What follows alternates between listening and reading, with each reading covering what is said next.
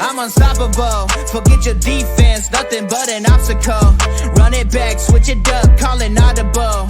Serving up them Hail Marys till the game over with the showstopper. So hot, you gotta blow on it. I said I'll huff and I'll puff, then I'll pass to my left while I'm looking to my right. Hit him right in the chest. It be looking like magic. Better give me the throne. I ain't talking about Patrick, but I rep my home. I'm never at the end of my zone. I'm bad to the bone. Eating up these pig skins like they chicharrones. And you a douche cabron. Mira, mira at the mirror on the wall. I'm the greatest of them all. They gon' put me in the hall. Your name is only written in a bathroom stall. Quit your stalling and make a play. My drive too long. Pop the clutch, I don't pump the brakes. I know what it takes to gain the muscle, get rugged. These butterfingers be fumbling. Squash the scrimmage and rub it in Robitussin. How I give them concussion. They see in double, they rushing and pass the shovel. The dirt and rubble, I bury them under it. Stay in your huddle and get 10 yards back. Never turn your back. I'ma pull your flag. I go full contact. Out punch, out kick like a shotgun blast on one out snap. It's a fact that I'm unstoppable.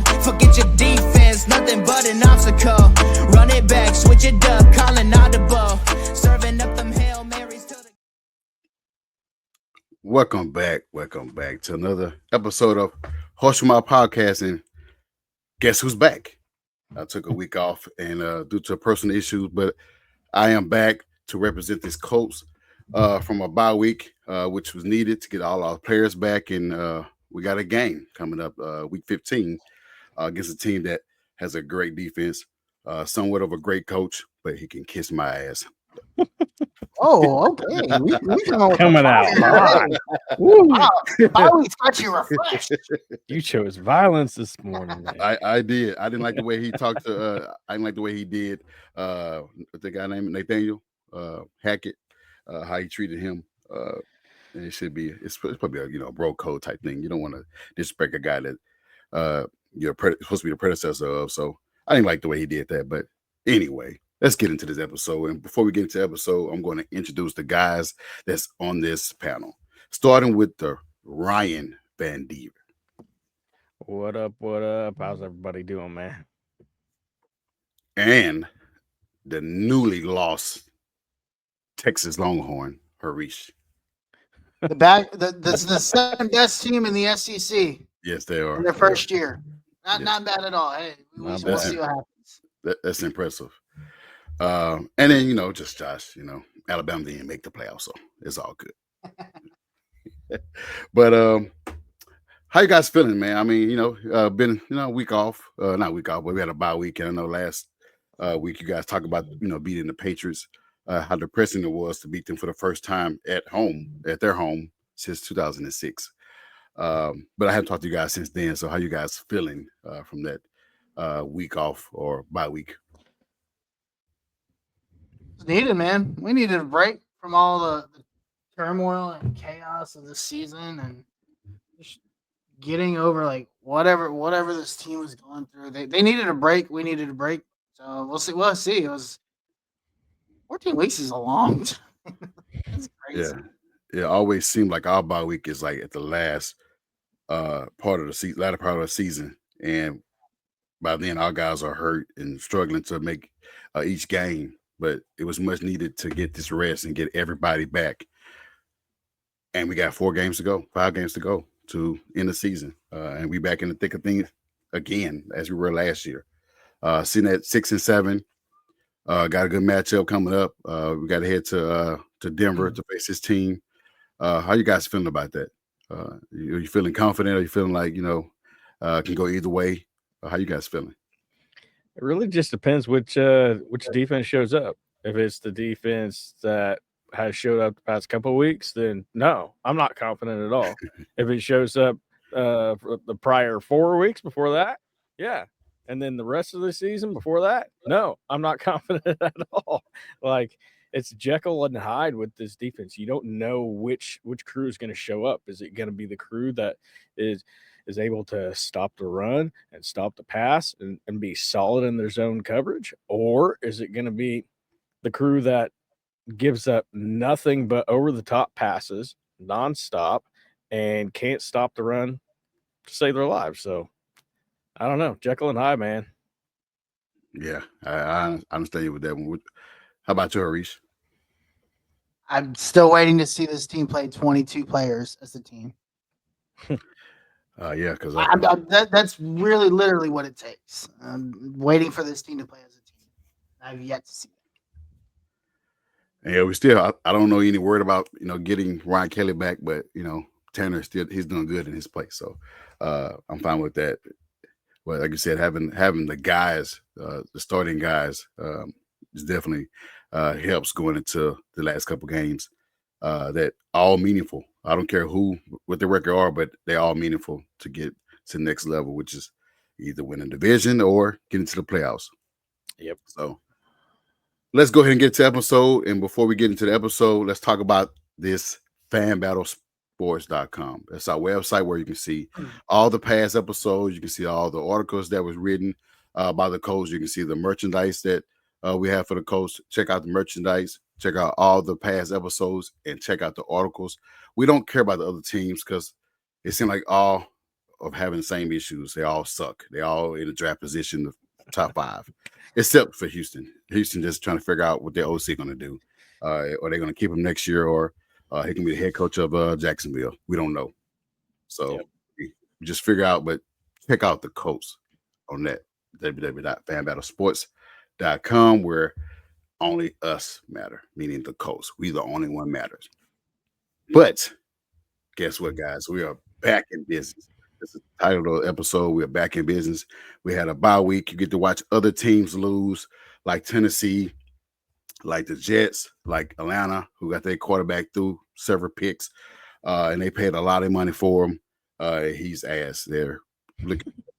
I saw a jersey said Michael Penis, but it was Michael Penis. They're calling for him to start. But nevertheless, we're back in business. We got a game coming up week 15. We're traveling to Denver, like I said before, and I'm ready for it, man. I'm ready for it.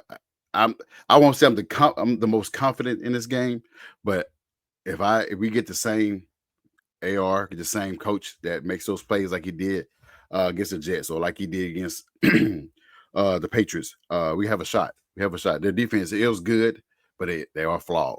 They're very flawed. Their last game they had, it was very flawed. So we have an opportunity to go out there and make some plays against their defense and possibly win that game. Just can't kick any long field goals in that weather. So let's go ahead and get into some NFL news. Anybody want to talk about what's been going around the league for this past week? From AJ Brown and Jalen Hurts, at odds per DN Brandon Graham. Somebody want to touch on that? I mean, Yeah. I'm not really surprised that those two are at each other's heads, man. Because you have AJ Brown, who ever since he was in Tennessee has had this head, and if he doesn't get the ball, if he doesn't get the snaps or the targets, then he's going to start to lose his mind a little bit. And Into a diva. Jalen Hurts, he does not communicate from what I've heard over the years. He does not communicate with his wide receivers, and so I'm not really surprised at all. And then you have Nick Sirianni, who is still at odds with Jalen Hurts, and so I don't know. They're doing good, and winning can cure a lot of issues, but when it comes to the chemistry of your team, that's going to be how they fall. Yeah, Yeah. I would agree. It's Jalen Hurts thing is so interesting to me. Like Shane obviously had him rolling in an MVP form, and Nick Sirianni came in and destroyed everything he ever had. And it comes down to, like I've said, you have to set every quarterback is a system quarterback. And Yeah. the system that the Eagles run under Nick Sirianni or whoever the hell they got running that show right now is not very good. It does not. Listen, Jalen Hurts is the elite of the elite can elevate your team, and there's only like one or two of those in the league. Patrick Mahomes can elevate your team. Josh Allen can elevate your team. Yes. Everybody else in the league needs to be in the right system to be able to perform at a high level. It's just how it works. There's a reason why they call some of these guys elite. It's because they can operate under any circumstance. Patrick Mahomes, Eric Bieniemy left and went and got fired in college, and Patrick Mahomes is probably better than he was before he got there. And Josh Allen, Ryan Dable left, Ooh. right? And they thought he was going to fall off. He's gotten even better. Like there's only so many guys in the league that can do that. And if you don't have the right system around them, they are not going to succeed. And that is exactly what we're seeing with Jalen Hurts. I mean, you touch on that, but look at Baker Mayfield, look at Sam Darnold. Those guys went to different teams that are playing at a high level. Kirk Cousins was like that until he got to Atlanta, where he's ass. Atlanta's a mess. Yeah, that's another organization. Jesus, man. But Tom Brady left New England. Whoever thought that would happen, left New England, and he was coached by Ty Bowles and Bruce Arians. And I mean, look what happened. I mean, like you said, and Peyton Manning left. Indy went to a team where, like you said, system does matter, and that's what happens. You got to have a good system in place for your quarterback to succeed, and that's not really happening right now. Philly and Atlanta, New York Jets, the Giants. I mean, just list of other places.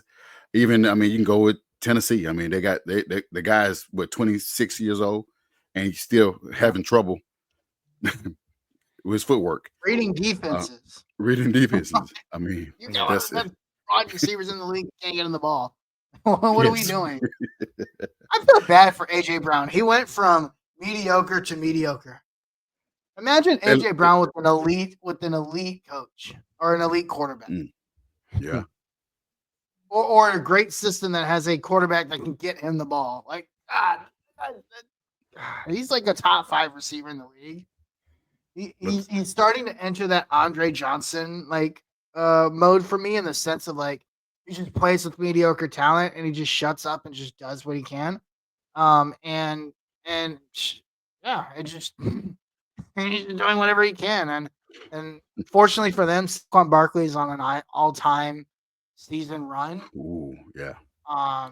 Which, speaking of terrible organizations, hello New York. Hope you guys are doing well. And speaking on that, like you say with Saquon, I think he broke the single rushing record with the Eagles his first year, which is impressive. Has he already broken it, or is he on pace to break it? I say he broke it Sunday, from what I read on for a single season rushing record.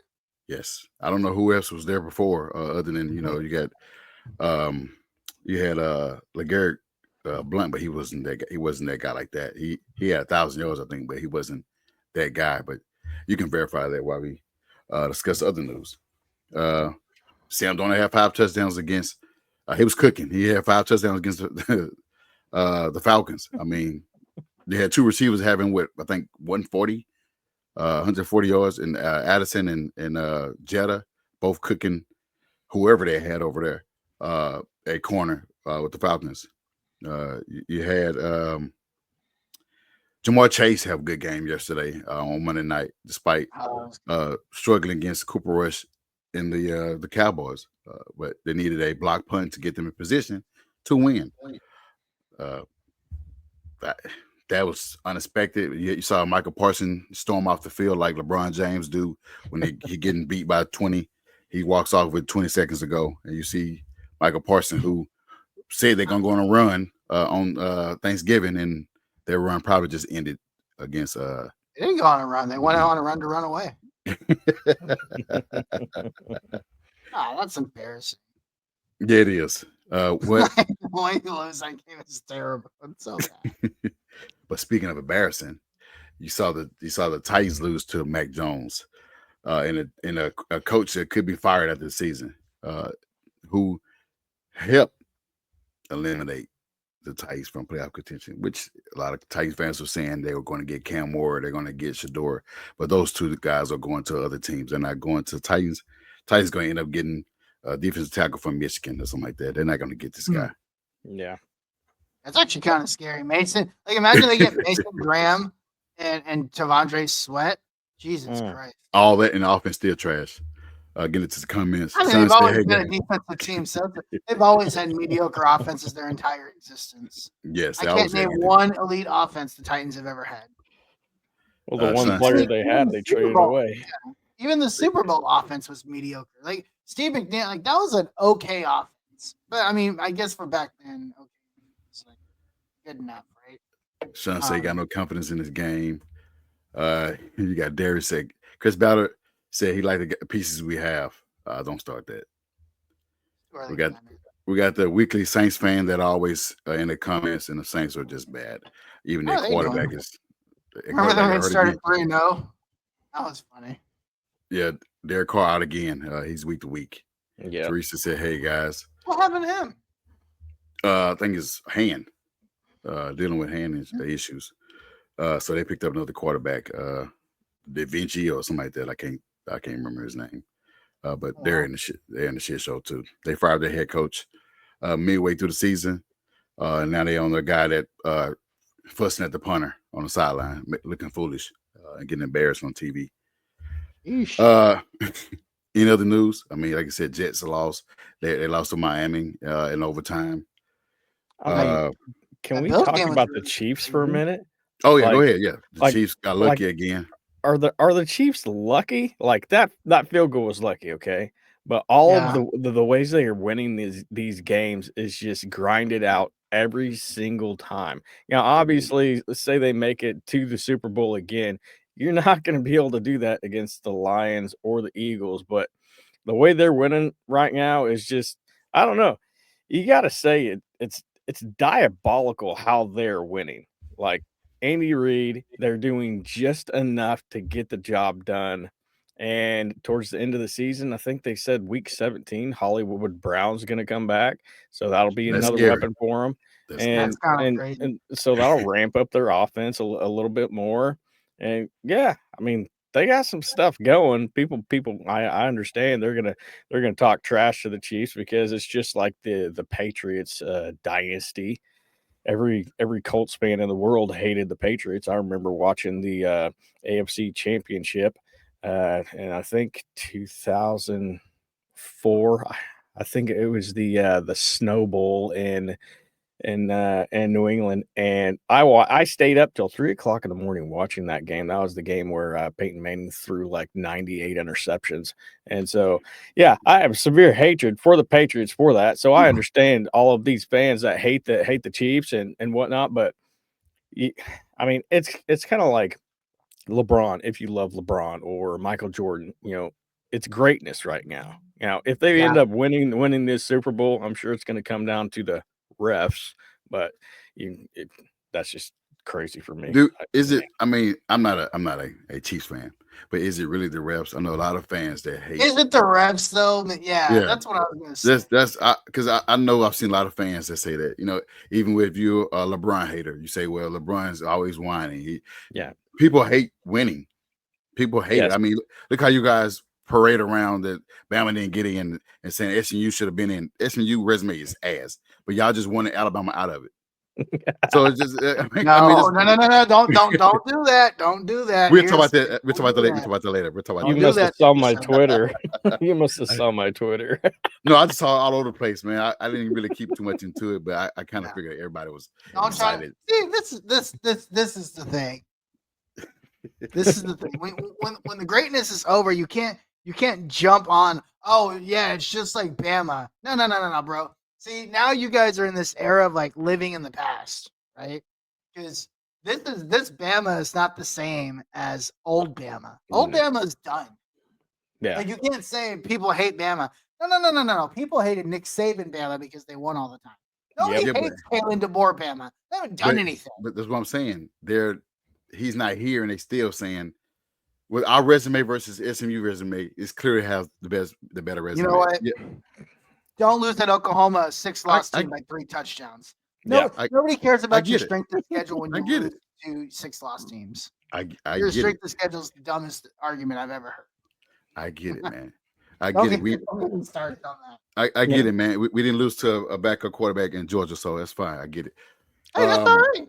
Hey, at least we were there, right? You're crying about not being in the playoff, and here we are. We're there. Oh no, I was comparing that people hate a dynasty team. Look how we are celebrating. Yeah, that's all I'm saying.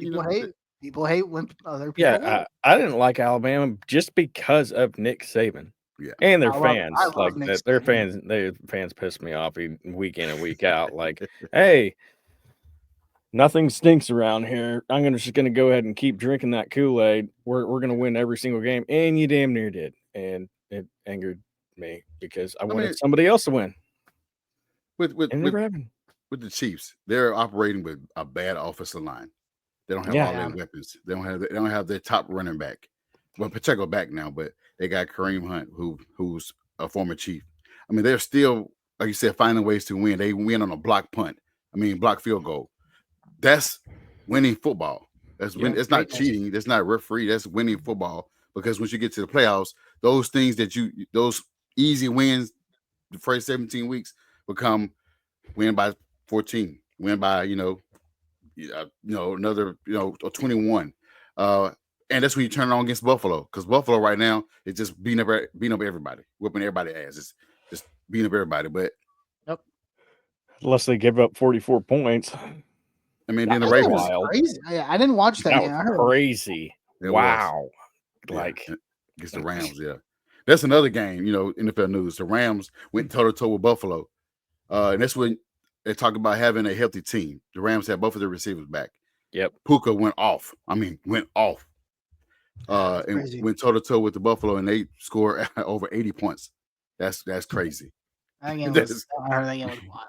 When the Rams have their tight end or their entire offense healthy, when you got Kyron Williams, when you got your wide receivers healthy, your tight ends, like, they are damn good. But when Puka's out, like, that's when everything goes down, which makes sense. Like, that's their number one guy. The NFC's a little down this year, huh? I mean, you've got the Eagles, the Lions. Is that it?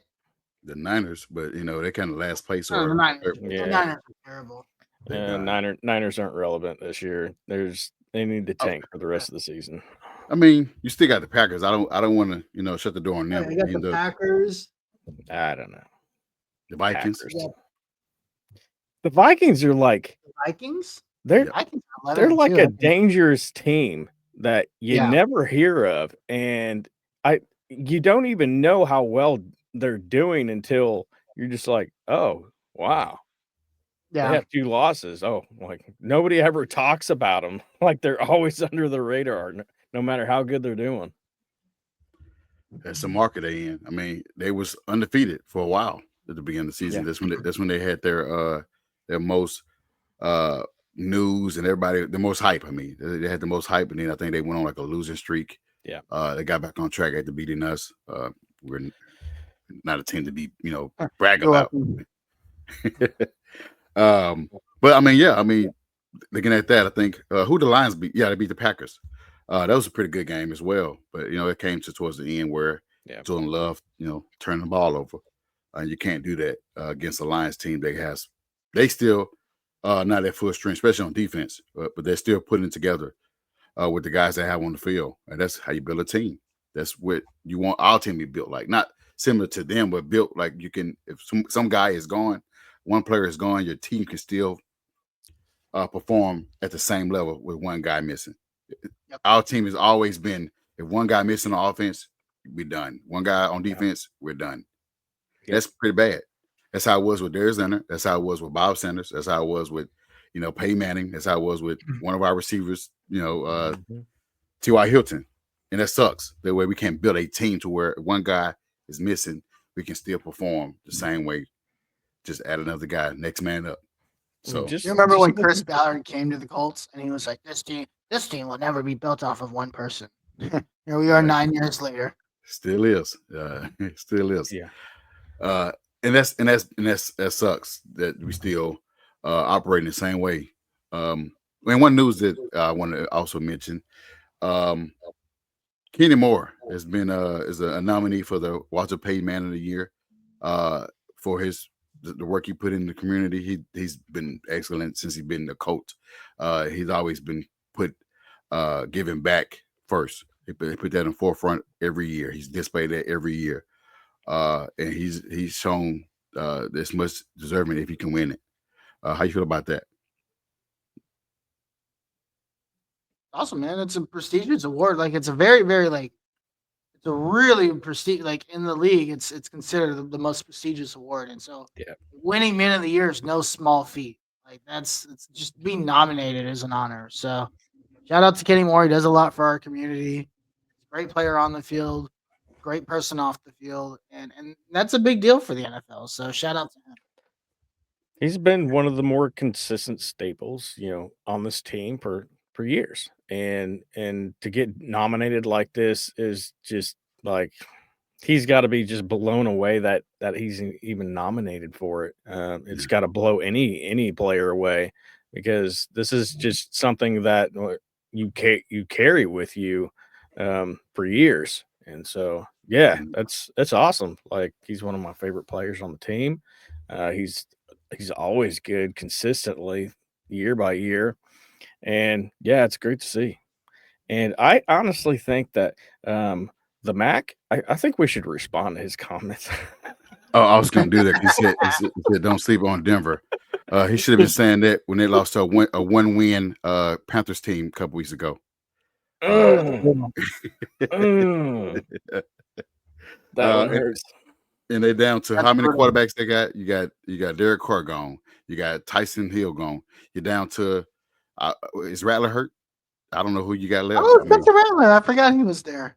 It ain't helping. That guy's a beast. Yeah, obviously. They say. Yeah. Don't sleep on Denver. But let's move on to the next topic. I would hope so. Shane Steichen speaks on the changes that Anthony Richardson made. Y'all, anybody want to touch on that? On the changes, he said that he's done well with his footwork, his pocket presence, his accuracy, which still in works. Everybody still in works. He's not finished product, still in works. Yeah. And he's making plays with his legs, which they are finally building an offense around him using his legs and not making him a pocket quarterback because he will not win a game throwing the ball 38 times. I mean, So I don't even think this is 100% on AR. I think Steichen finally got his foot out of his ass and started making the right calls instead of making him a pocket passer, which is not his deal. Like AR has a gift. You need to let him use it throughout the game.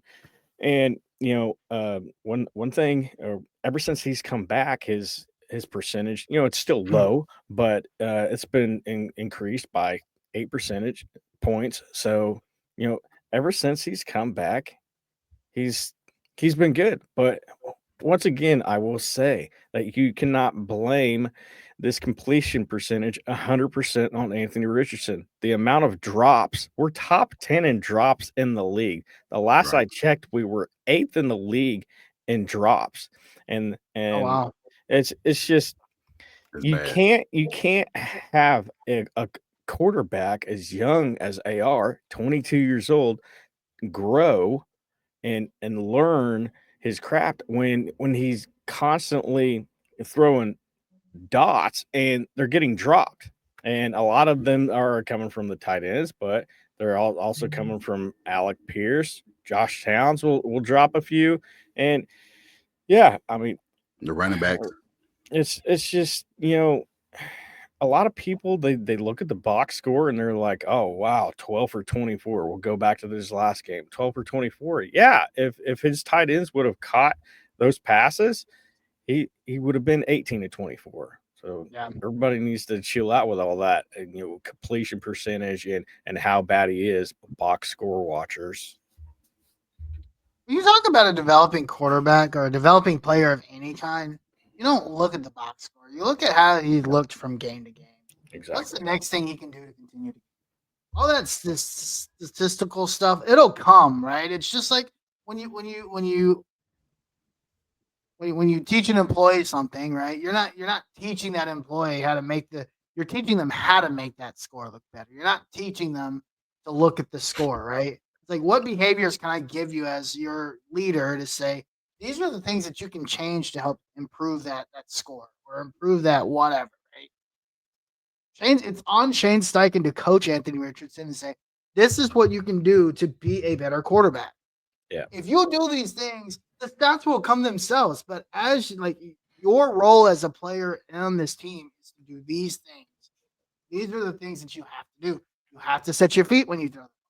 You have to make sure that you have to make sure that when you follow up, right? You have to I don't know all the mechanics of a quarterback, but these are the things that are required to be a successful quarterback, right? Your arm strength isn't going to get you everything. It'll get you some things, but you know those are the things that you have to do as his coach and as his mentor and as his leader to help him get to that place. And I think some of it is Anthony Richardson, being young and growing, but some of it is also Shane as a young coach finding the balance of how do I be your coach, but at the same time know that I'm your best resource for you to be successful in your position. And how do I balance those two things? I agree. I mean, the guy playing he's playing with college and pros. He's at 26 starts, so he's still developing. He's going to have a bad game. He's going to have more of those bad games. He's going to probably have a bad game Sunday, but I don't expect that. But he can have it because he's in this trial era. He's developing. He's supposed to have those, turnovers or bad plays, because the more he have those plays, he can eventually learn from those bad plays and make them good plays. But making him a pocket quarterback is not why they drafted him. Yeah.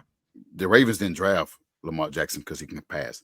We know why we know why they drafted him. Utilize this guy the same way. Cam Newton came out as a passer, but he can run as well. Stop making this guy be a passer. He can pass. Don't get me wrong. He got the arm strength to throw the ball deep. But like you said on a previous episode, where the completion is going to be like what it is when you're taking chunk plays over and over and over and over and over. You're going to have some missed throws. You're going to have some drops because of the timing, the chemistry. You never know with the offense not blocking. Things can happen. But box scores see, oh, this guy been having completion issues from college, high school. He's just going to be ass in the NFL because he can't complete 50% or close to 60. And that's fine right now. We're not looking for him to be a 70% completion quarterback because that's not going to be his game. He's going to have it's going to be a game where he have 150 passing and maybe 150 rushing. Yeah. And still win. And it's okay. I'm okay with that. I don't know about you guys. I'm okay with that. Whatever it does. Go ahead. Say it again. No, go ahead. As long as you winning games, I don't care what his stat says. He can have 98 passing yards and we win by 2 touchdowns. I'm okay with that. Yeah. I just want to see I just want to see continued growth. That's what I'm looking for. Are you hitting the guys in the numbers? Are you leading your wide receivers, in rhythm, in lockstep? Like it, I would just want to see consistent progression. And ever since he got benched like that, that's what you're seeing. And but really, we really need to keep it real because Peyton Manning in his first full season was horrendous. Okay.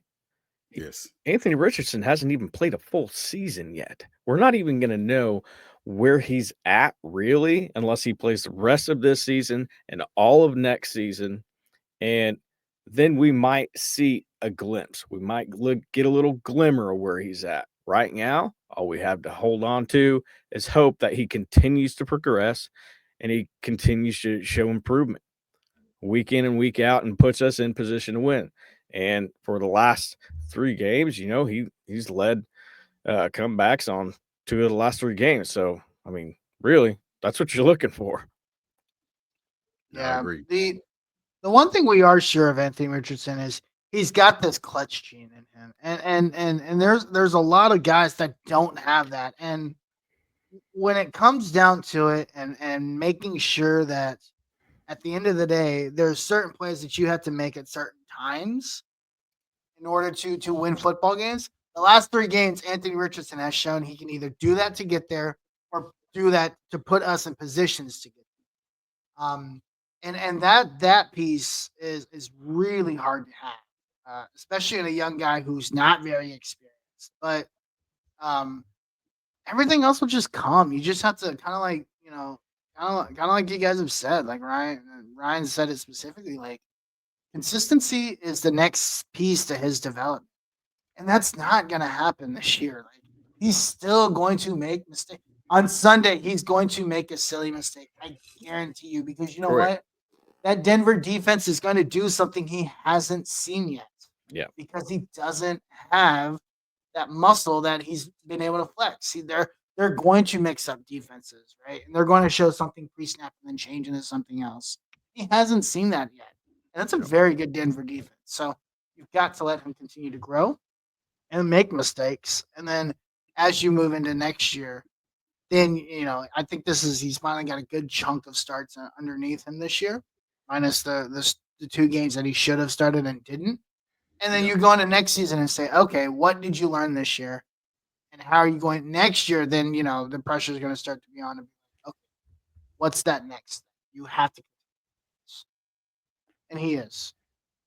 And I want to touch on what you said, the clutch genes.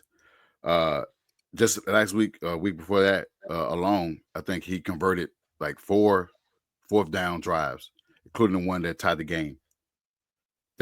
And basically still a rookie. And the guy went down the field, converted 4 fourth downs, including the one at the goal line where he threw the ball at Alec Pierce. Yep. That shows gut right there, because any other rookie or young quarterback would probably fold, turn the ball over, done something stupid, because they don't know how to have winning football. I mean, he's not a winning quarterback, but they don't know how to play winning football. You see what happened with Levis. The Jags tried to give him a game twice, and he still went down there and just stunk it up, both drives. So it tells you right there that some quarterbacks don't have that in them, the will to want to win. This guy want to win. He took those 2 game benching to heart, and rightfully so. And he didn't win the Lions game, but he learned from the Lions game. He went to New England, where none of our quarterbacks have won since 2006, and beat them. So that should tell you that. I wasn't too confident in the game, but because this New England you got Bill Belichick listen to people ordering pizza on was it who that was that the quarterback? No, the head coach what was it? It was Mike Tomlin headset was pizza, something being ordered in his headset. When That was awesome. Bro, what was this? It was the Patriots versus Pittsburgh Steelers, and I think instead of him calling plays, Mike Tomlin was hearing somebody order pizza in his headset to where that's what's up. he couldn't get out the play. I remember hearing about that. That's awesome. Yeah, that was crazy. But the guy's still learning, man, and we can go ahead and move on to the next topic. That is Nick Cross is 48 tackles away from making history. The history entails him either tying Steve Atwater's record or breaking it. What you guys think about that? He got he got essentially 5 games to get that record, accomplish that record. What you guys think? Can he get it, or is it just to be in that company? It's impressive for a guy that was just really just starting this year, really. And a lot of guys looked over him because we say that we get this safety here, Justin Simmons, we get this Condre Diggs, and pretty much bench him, we should be good. But now this guy is 48 tackles away and making history. But you guys, I go with Harish. How many more games are left? Like 4? It's like 4, yeah. If you include, you need like a little over 10 tackles a game. That's gonna be tough, man. If knowing like what you need, but as poorly as this team tackles, like he's probably gonna get more opportunities than others. Especially at the podcaster position. We don't really tackle very well there. So I mean, it's possible. Just knowing like how poor of a tackling team this is in the front seven. Um, it's crazy to think that he's this close though. Like I didn't even. This wasn't even something I even thought about. That's got to be like what over 120, 30 tackles like in the season. Like it's pretty crazy at his I, position. yeah, that's tough. I mean, like I said, for a guy that's I think third round pick, they traded for him. Yeah. First 2 years, first year they kind of sit him. Second year, pretty same. I mean, he had some reps in last year, but this year kind of take the starting position. And I mean, I think he was top 5 in tackles. I think Zaire still number 1. I think I haven't looked at the tackles yet, but I know he was up there neck and neck with Zaire at one point. But like you said, 48 tackles is impressive. I mean, but like you said, he got to get 10 or 11 tackles a game, which is, I mean, like you said, the way we are missing tackles, definitely can be in that, can get those 10 a game. It's reachable. I don't know if he can reach it. It's still going to be tough because at this point, he had to be a Bob Sanders type guy to just try to get every tackle just to get it. But, to be selfish, but I mean, it just depends on how the flow of the game go. What you think, Ryan? I mean, the Colts traded up for him in the 3rd round to get him, and his career started off a little bit shaky. But right now, like, it's gonna be hard for him to get it, but it really just depends. Like most of his tackles are coming against runs because the running backs are getting to the 3rd level. So what's really going to happen is the more teams that run, and I can see like the Broncos. I can see he might be able to get a considerable amount of tackles. Then you got the Titans, the Giants, and Jaguars got 2 Jaguar. Yeah, I don't know. I actually think it might come close. It might come down to the final week. But I mean, just to be named next to Steve Atwater is like probably one of the most prestigious freaking names in the safety position of all time. Like he's got to be ecstatic just to know that he's named right next to him. But yeah, like he could get it ultimately, but it's just gonna depend on how the opposition runs the ball, how often they run the ball, because that's how he's getting most of his tackles this year. Because we're obviously not very great at stopping the run. Teresa said he need 12 a game to get it. Yeah. That's good. 12 game is a lot at that position. Yeah. Yeah, man. That's insane. I don't think I want my safety getting 12 tackles a game, but if you get it, that's crazy. If your safety needs to get 12 tackles a game, well, I mean, defense is really bad, and so I guess that kind of matches up. She said we have to show up and play the last 4 games.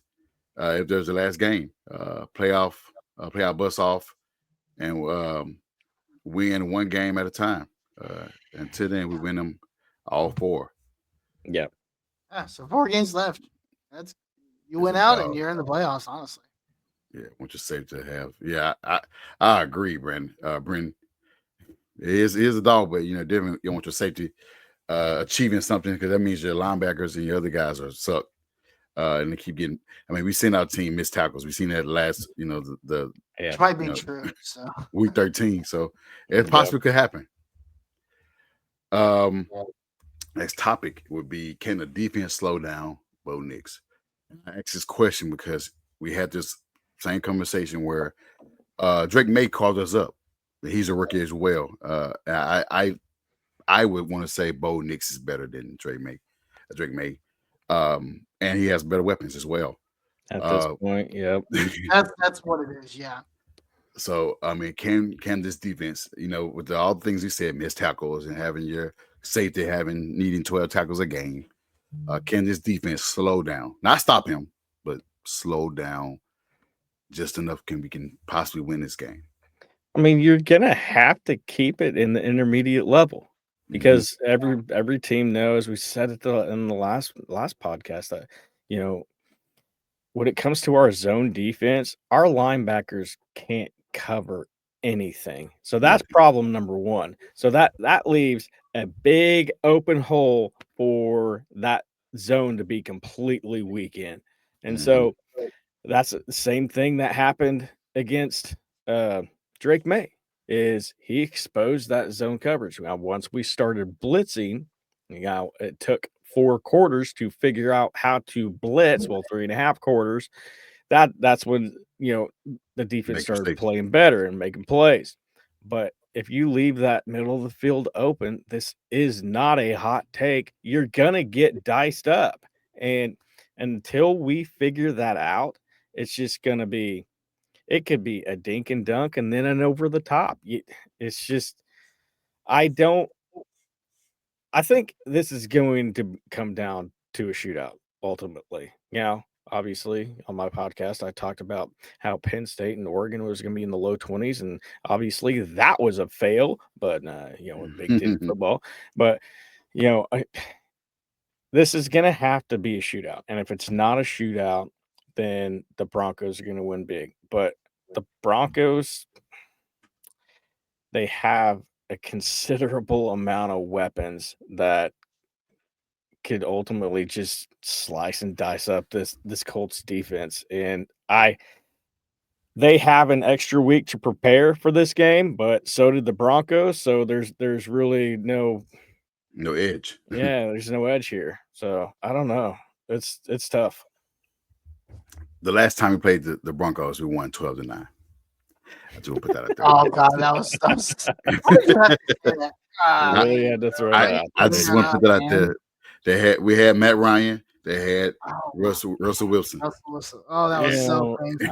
I actually got Matt Ryan's name out of my brain until now. Thank you, Josh. I appreciate that. That was painful. I am happy to be of service. That's painful. I'm gonna have nightmares, But that's the last time we faced them in Denver. So, yeah, we won 12-9. I don't want it to be a snooze fest. We was on Thursday Night Football and probably will never get a Thursday night game again because of that. So go ahead, Arish. What's your take? I don't know. I don't know. Like, can they slow him down? Maybe. Possibly. Like, did they like all of a sudden learn how to tackle? I hope so. Like, I don't know. Like, I just don't know. Also, listen, I think Bo Nix at this point is better than Drake May, and he's got better weapons. Bo Nix is playing very well, and he's got this mobility element that nobody talks about. People don't realize Bo Nix. He's not the fastest guy in the room, but he's going to get you some first downs on the ground. He's going to get you some opportunities to do some things there. But man, I don't know, dude. I'm terrified that this game ends up being a blowout, and it's not because the offense is bad. They've got a great defense and they've got a solid offense, and that just, to me, like on paper, doesn't bode. And that's mostly because our inconsistencies on both sides of the ball, right? Like if this team plays like a team of 22, then yeah, absolutely. I think they do have an opportunity to slow him down. The problem is that they don't. And unfortunately, that's what you need. I have yet to see this team put together a solid game as a team. So I don't know if they can slow him down. I'm not saying they can't. I just don't know because because at this point of the year, you are who you are. Well, I would say this here, not to cut you off. Thank God that this offense does not have Jerry Jeudy. They only have Sutton. God, yeah. So thank God that they don't have two of those guys. I think they still have maybe with KJ Hamler. Or no, he gone. But they have Mims, and then they have Quillen Sutton, who is good after having numerous injuries in the past. But yeah, I'm thankful that they don't have Jerry Jeudy, who did what he did 2 weeks ago having 200 some receiving yards. That would have been tough to stop. In their running game, I'm not saying, was it Jamal? What's his name? I know his last name Williams, but I keep trying to confuse him with the guy with the Saints. Javonte Williams. Javonte Williams. He's good. He's decent. Not the best. But if our team can stop him in the run game and also in the passing game, because he's most deadly in the passing game than he is running. But we've seen our team can't tackle shit. Nobody. And just can't get Cortland going. I mean, he's having a bounce back year. He's confident. He have a good quarterback to throw it to him. So you have a coach that know how to coach and dial up plays. He's definitely a good offense coordinator and also a good head coach. He won as a head coach, won the Super Bowl as a head coach. So this game is going to be big. I mean, throw out the records. Just go out there and pad up the pad zone, and it's going to be a dogfight. I don't know if it's going to be a snooze fest or it's going to be a blowout. I don't know. I hope the blowout is not on our end, because if we get embarrassed in this game, we pretty much out. We pretty much done. Yeah, it's over if you lose this game. You have to win this game. So, because you need that tiebreaker. You need this game, and then you just need to win all the rest of them. And if you lose this game, you have a 28% chance to make the playoffs. Yeah, which pretty much done. So that's as clear as it gets. Yep. Speaking of it, we got the Broncos. We said that week 15 we go out there in a much needed win game, really for both, because they lose, they're in jeopardy to be in the hunt and lose tiebreaker to us.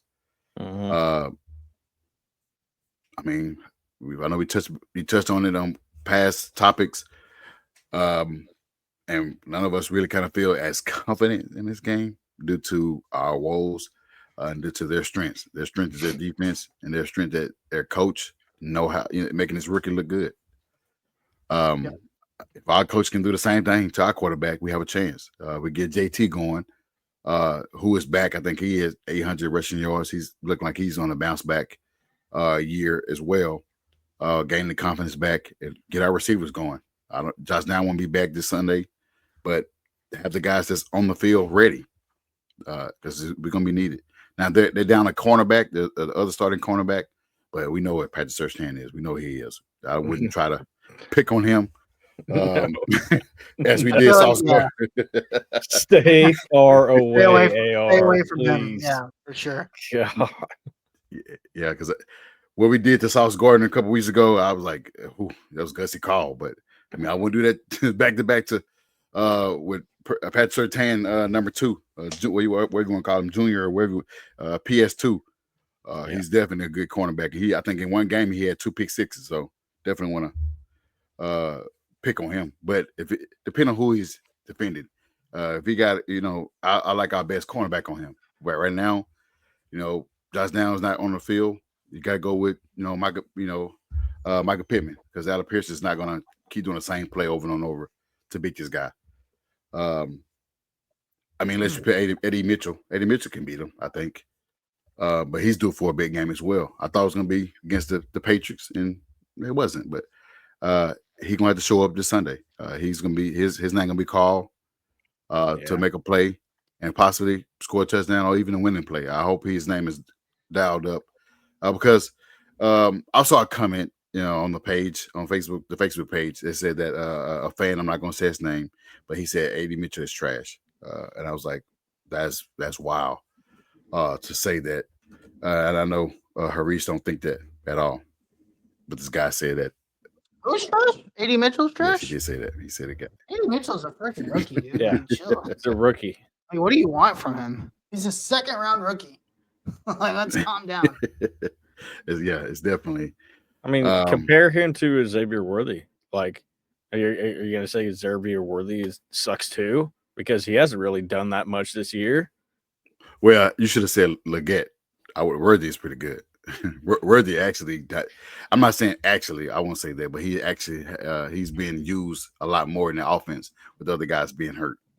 But the thing is, AD Mitchell hasn't been used a lot. Like in the last Right. game, what did he have? 2-3 targets? Like, how can you say that he's trash if he's not even being targeted? Like, you can't. It's not going nowheres. That's how. It's all fans. All fans sometimes. Fans, sometimes. overreaction Tuesday, I guess. We've been in the hunt all year. We were, yeah. We got to get out of that hunt. We got to be over the hunt. Be in a position to control our own destiny. Right now, we don't control it. Well, we kind of control it, but if we lose, we definitely don't control it. We've been in the hunt the entire Ballard regime. Yeah. And I mean, hey, what are the keys to victory? Go ahead, Ryan. What are your keys to victory? All right. I just want to touch on something. I didn't get to talk about it. So, okay, the Colts have a 28% chance to make the playoffs as it stands today. It's a 99% chance to make the playoffs if they win out. Now, if they lose to the Broncos, they have a 23% chance to make the playoffs. If the Colts lose to the Giants, they got a 65 to 66% chance to make the playoffs. And then if they lose to the Titans, they have a 61% chance to make it to the playoffs. Now, the Broncos, the rest of their schedule is the Chargers, Bengals, and Chiefs. The Chiefs game, the Chiefs might end up sitting their starters because they're in control of that number 1 seed right now. But one thing that really isn't talked about enough is playing in Denver, that climate. So it is going to have some sort of effect. Hopefully it's not a large effect. But the keys to a Colts victory, moving on to this, it's going to be AR. Okay. So you're going to be going up against a solid defense. Let's see. I have it pulled up here. Who's at DC? It's not Vic Fangio, is it? No, I don't think so. But like you said, yeah, they're definitely going to come with the pressure, which he has been well under pressure. He hasn't been sacked, I think. Yeah, I mean, the Broncos have the number 8 ranked defense, but that obviously didn't come to play when they played the Cleveland Browns, and they gave up like, what was it, 552 yards. That's what it was. If it wasn't for those 3 picks from Jameis Winston, they would have lost. Yeah, they definitely lose that game. They would have lost. Yeah, 100% they lose that game. And in that game, Bo Nix threw 2 picks himself. So it's just like they had a lot of over the top stuff. So one of my key matchups is going to be Alec Pierce, obviously, because he is our over the top guy. He is going to have to be able to find that separation. Hopefully, the Colts can find up better ways to get him away from Patrick Surtain, because if he is lined up against Surtain the entire game, that is going to be an issue. Also, I know I'm probably beating the drum here, but our tight ends are going to have to actually come to play. If our tight ends can be productive in this game, then we will win. I have no doubt in my mind that we will win this game if our tight ends can play. Mo Alley Cox, you got to have a good game. You can't be having those drops. They need to insert Will Mallory more into this game. He needs to get those targets. And then lastly, AR and Richardson. Or not Richardson. Jonathan Taylor. I got what you're saying, because Yeah. Those 2 together, they're gonna have to have a pretty solid game. Whether it be running or passing and running. We're gonna have to we're gonna have to get some RPOs going early in order to open up that run game. And if we can do that, then we'll have a pretty good chance. But our defense is gonna have to come to play. We cannot give up any explosive plays. Like, we can give up some, but do not make a habit out of that, because we can get beat over the top consistently when we have gone up against good quarterbacks. When we went up against Jared Goff, that was kind of a struggle. So those would be my keys. That was a mouthful. I understand. Go ahead, Arish. I know. Got to tackle. It's that simple. You have to tackle. If you don't tackle, then you're not going to be able to be successful, and that is back to fundamentals. Be in your lanes. I think defending the run lane is going to be really important in this game, just because you don't want to open up and make your defense susceptible to a pass game that's already a run defense is not very good.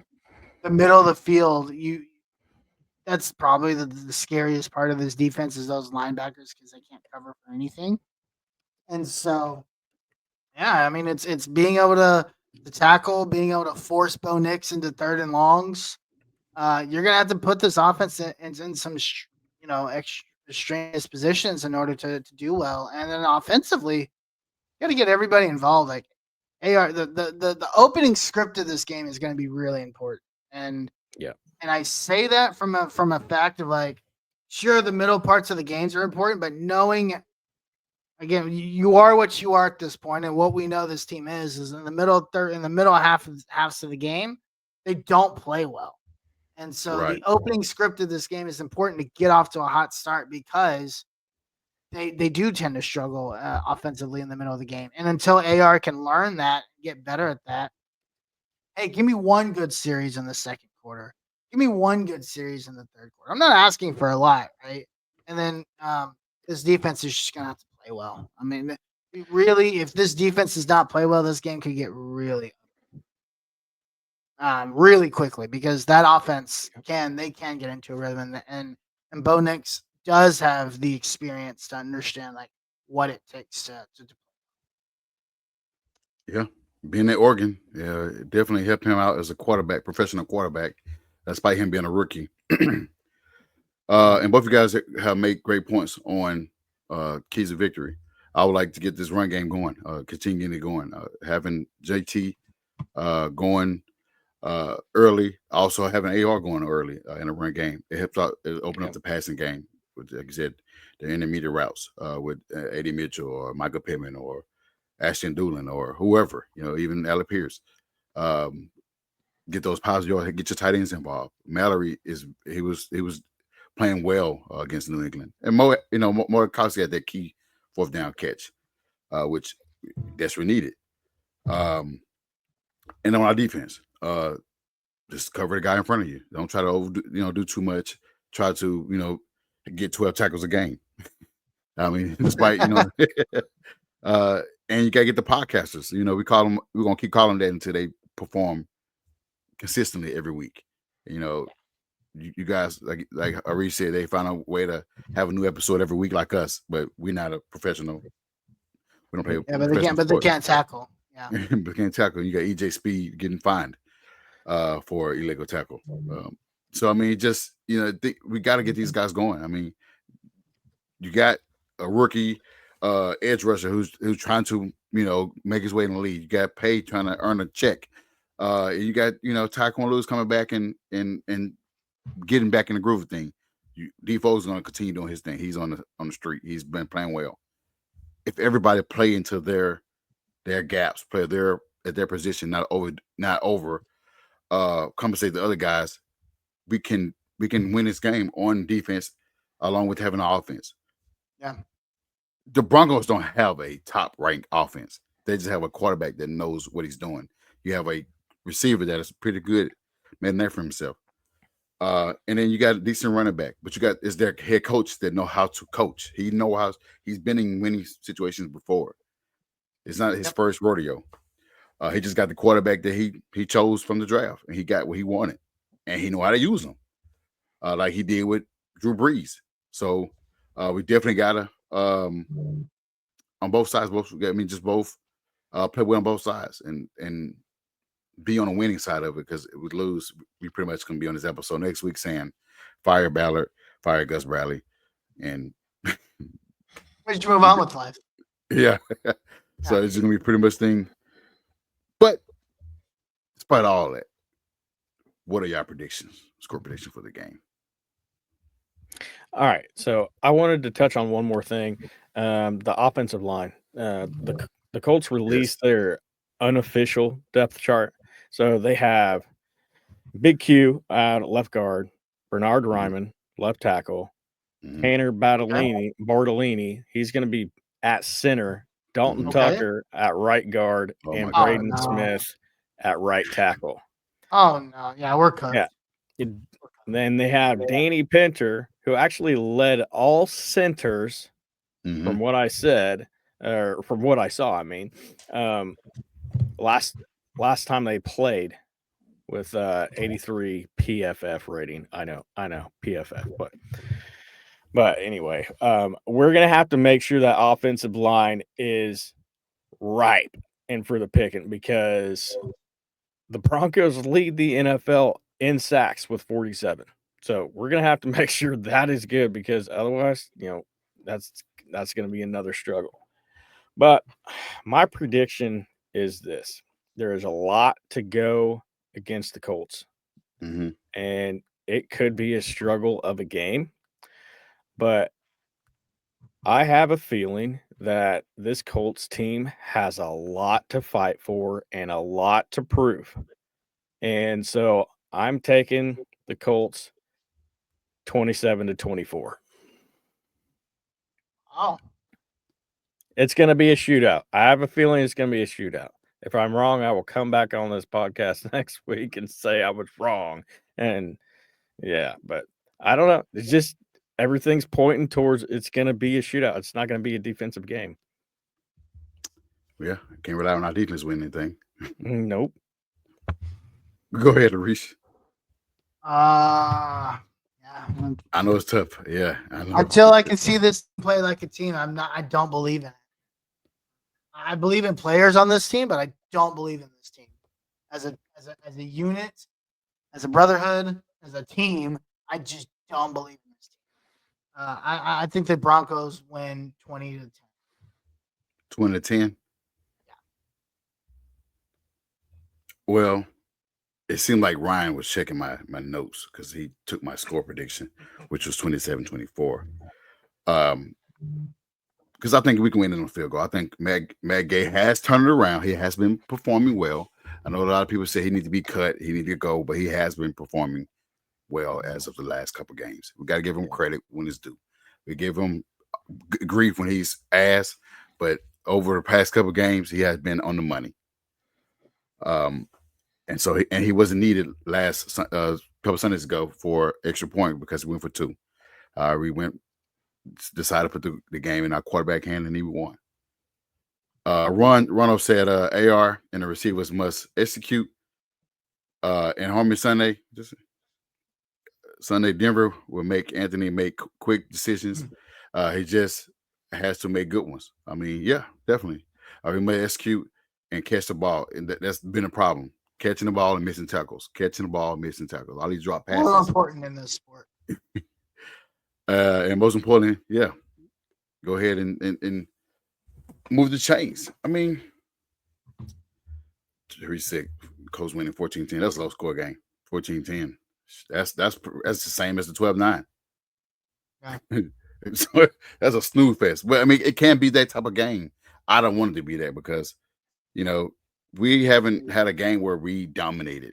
We always win a game where it's a 1-point game, 3-point win, 2-point win, 3-point win, 6-point. We have never had a convincing win. It's always been like a cardiac Colts. I don't want to be in the hospital for this team. I want something convincing because it's always been something where we just like, it's the fourth quarter where our defense needs to stop somebody or our offense needs to go down the field to win the game as it did 2 weeks ago.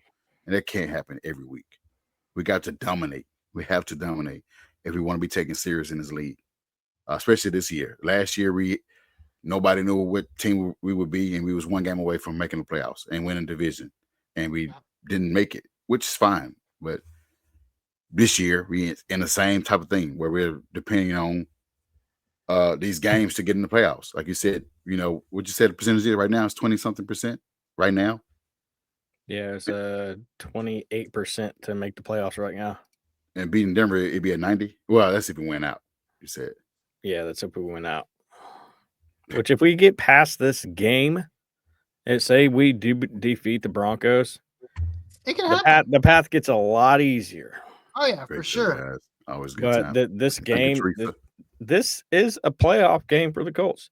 You win, you go on. You lose, it's basically season over. Yeah. Yep. Get ready for the drafts again. Yeah. And that brings to this question here. Can the Colts win out? Harish, you're already out of this because you got us losing. So and there's nothing wrong with that. No. I'm sure you're hoping we win, but the team don't give you that confidence to pick them. And I understand that. But so I know for you don't have the Colts winning out. But for me and Ryan, there's a chance. Ryan, you think the Colts can win out? I think ultimately they can. But they have a lot of trap games along the way. So you get past the Broncos. Tennessee and is then, a trap game. And then you got Tennessee as a trap game. And then the Giants. And then your last game is the Jaguars. And we all know how well we have played Jaguars over the years.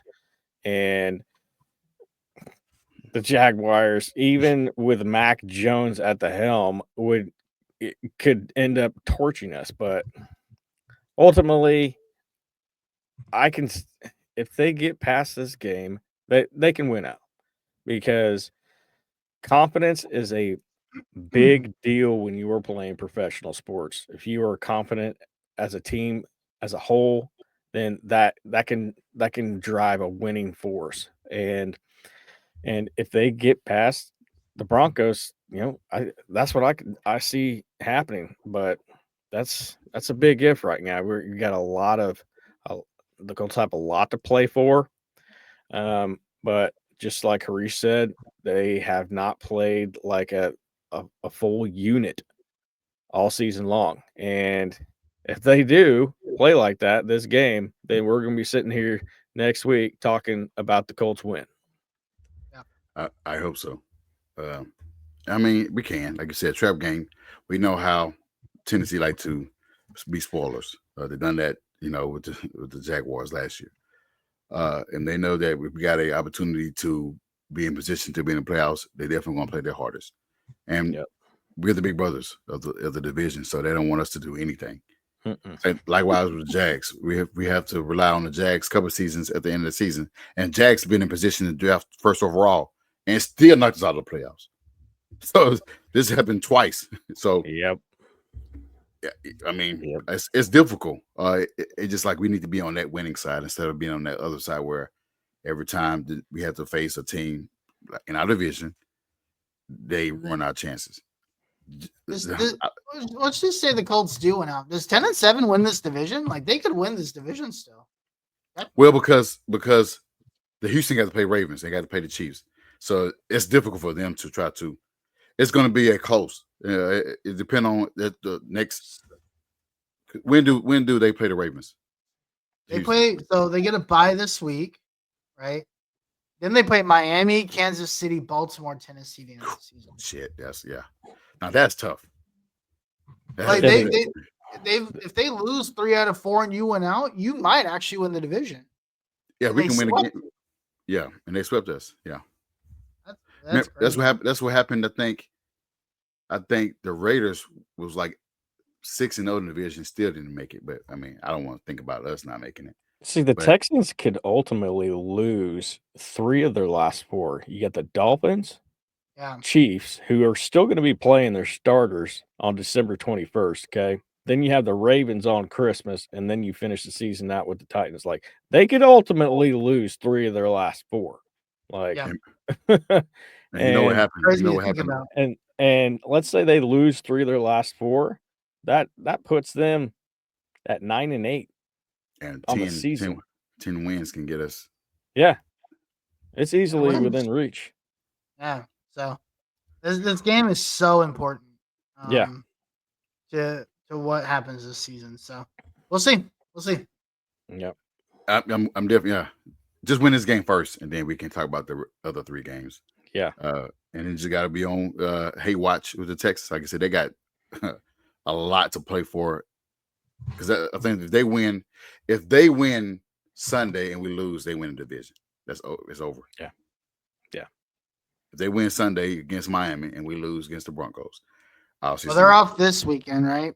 So, Yeah. No. They play Miami this weekend. Yeah, they was on a bye with us. They was on a bye with week 14. So they have a important game in Miami. I don't know if Miami's still in the hunt. I think they're out of the hunt, or they still got a chance. We got their tiebreaker over them. They're sitting at 6 and 7 right now, and they have the Texans. Obviously, they got the Niners and the Browns and then the Jets. So yeah, they can win out too. That's our competition right there. But if we ended up tying with them, we got the tiebreaker because we beat them 16-10. Correct. Yeah. And I think that's what they're banking on, right? If you win this game, you get the tiebreaker. Yeah. We're banking, but it's kind of tough because we need Miami to beat Texans, but we need Texans to beat Miami. Yep. So it's kind of like it's crazy. Yeah. If you want to, I mean, that's if you want the division, but if you want to make the playoffs, you obviously need Texans to eliminate them from the playoffs. That's wild. A little bit of breaking news here, and I'm trying to confirm this. So I just found out that Randy Moss may have been diagnosed with liver cancer. Yeah, I saw his yellow eyes on set, and so that explains. Yep, he just announced that he's been battling liver cancer. That's sad, man. Yeah, that's sad. A guy I grew up watching. I grew up watching this guy. Cowboys. Man. I think Cowboys missed on him, and they paid for it. Yep. Oh yeah. For sure. So yeah. This is tough. Best of luck to him and his family, and prayers to him for sure. Yeah. From the Horseshoe Mob family and the rest of the world, we sending prayers your way to Moss and his family. I hope he can make a smooth recovery from this because this probably is one of the deadliest. Having any type of cancer is pretty much deadly, and we don't want to be on this episode talking about rest in peace at all. At all. But what is what's name dealing with the college basketball commentator Dick Vitale? What was his name? I can't say his last name. Dick Vitale. Yeah, I think he had cancer. He's been in and out of lung cancer. I think. I thought he was. So he did get into remission, and then he got re-diagnosed. Oh man. Yes. Yeah, it was vocal cord cancer. That's what it was. Okay, that's what it was. Okay. Yeah. That's what Craig Sager had, didn't it? The same thing? I think so. I can't remember. I know, it's gonna be tough. I mean, just don't want to. You hate to see that. I don't want to see that. I don't want anybody to lose their life over things like this. He said he got the doctors on it. He said he's gonna make sure that they try to do their best they can. So prayers for him and his family. Yep. But we're gonna get up out of here, guys. And we're gonna talk about this for one more week. Our Colts jersey giveaway. All you got to do to enter this drawing is to subscribe to the channel. Screenshot, show proof that you subscribe to the channel. You like, share, and repost it. That's all you got to do. You got one more week. Next week, actually, the 17th, we'll be announcing the winner of that jersey on a live episode, or we announce it on the Twitter or Facebook. But they'll be announced on the 17th of the winner. So all you got to do is subscribe to the channel. Go subscribe, run our numbers up, and we're going to select the winner next week. And you're going to have a jersey of your choice.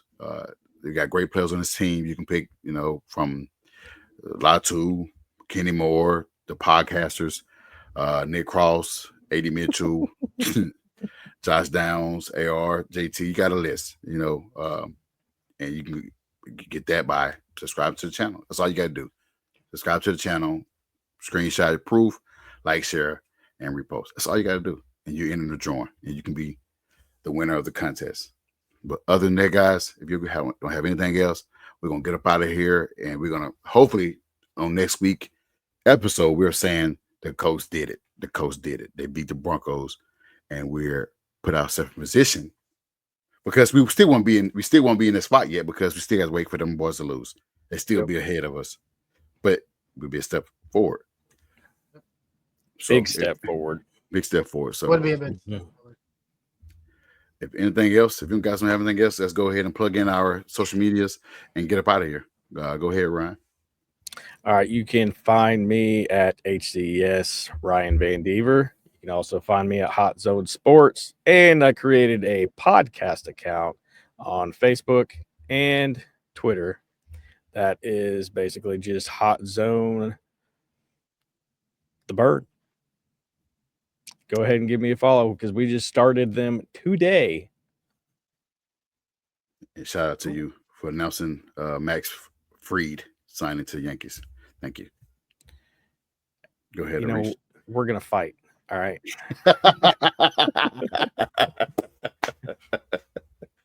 Go ahead. Yeah, y'all can find me at the Uncle Gandhi. And then, of course, Thursday nights with my boy Tim Wayne, Longhorn Fan Battle Podcast. This week, we're actually going to take a break from football, enjoy the bye week, the week before the grind. And we'll have Matt Brown back on the show. If you guys don't know Matt Brown, he broke College Football 25 news last year. I was really heavy on that. We're going to bring him back this week and talk about the future of NIL. So, really fun show. It's going to be an afternoon show, 5:30 this week. Yeah, check out Harish and his things he got going a couple weeks. Also, check out Ryan and his podcast, House on Sports. He got he break the news just like Adrian Wojkowski and Adam Scheffner. He does a good job with that. But you also can find me at Who Is Y'all Senior on Twitter and other social medias. And you can find us every Tuesday at 9:30 Eastern time at Horseshoe_mob. But we're going to sign off. Until next time, let's go Colts.